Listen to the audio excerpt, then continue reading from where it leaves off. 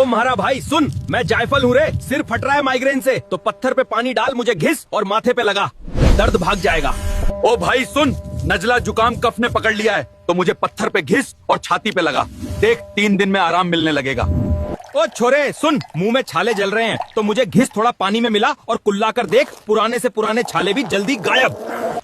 ओ सुन भाई, धूप से काला पड़ गया है, तो मुझे कच्चे दूध में घिस और चेहरे पे लगा, देख कुछ ही दिनों में रंग साफ होने लगेगा। ओए सुन भाई, अगर सिर दर्द, छाले, जुकाम, टैनिंग सब ठीक करना है, तो ये वीडियो उस अकल के दुश्मन को भेज जो रोज अनजान बनकर बैठा है।